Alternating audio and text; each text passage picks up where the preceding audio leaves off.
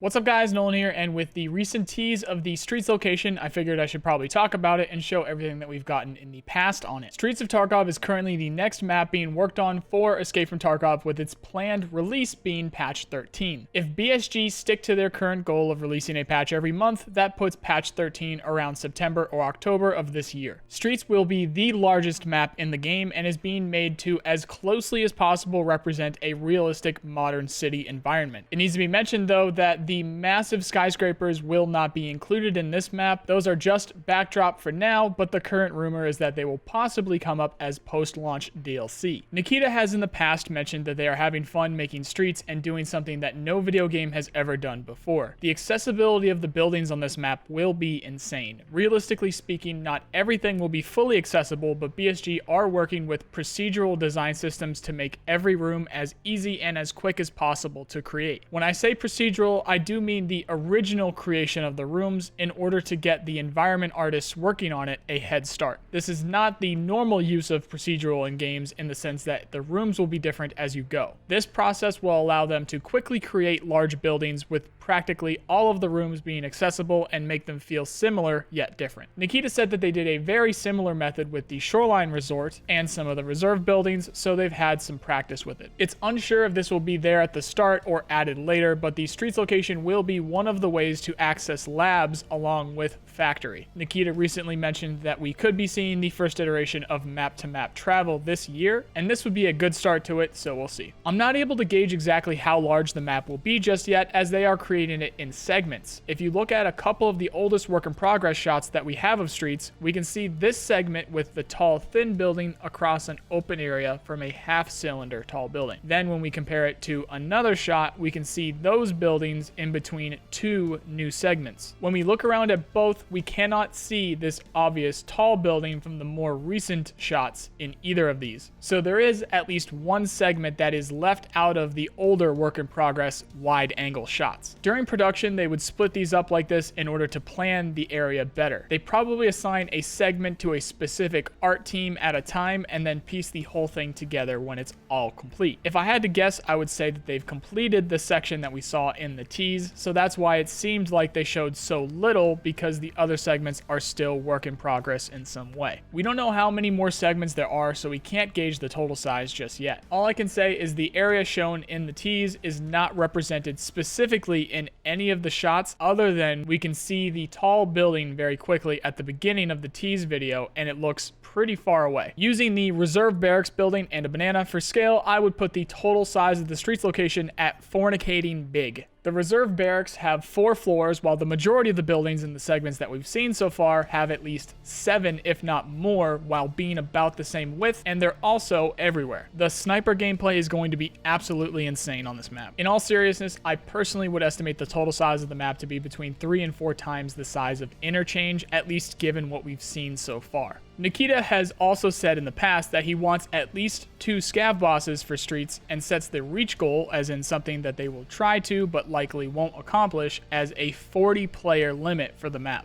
Given what we've seen so far, there sure as hell will be plenty of room for us all, so we'll see. I expect there to be a much lower player limit at the start, and then they will maybe ramp it up as time goes on. Given the reach goal, the size of the map, as well as the issues people seem to already be having on reserve, people are rightfully worried about frames and minimum requirements to run this map in a first-person shooter capacity. Nikita has already joked a couple times about getting way more than 10 FPS on the map, but hasn't given specifics, and more than likely won't until we are closer to the release of the map. That being said, I would like to mention that BSG have actually already completed the Streets location. There's footage of it in the original game trailer. However, because they couldn't get the frames or quality to be what they wanted, they scrapped it all and started over. So if anything, that should keep you guys satisfied, knowing that they are willing to do something like that for the project in order to ship it at the best quality that they can. That is everything we currently have on the upcoming Streets of Tarkov location for Escape from Tarkov. If you want to learn anything about Escape from Tarkov or its development, then you can check out my playlist for it here. If you like this video, then you know the drill. I really appreciate the people who do. Otherwise, I hope you at least learned something, and I also hope you have a nice day. See you guys.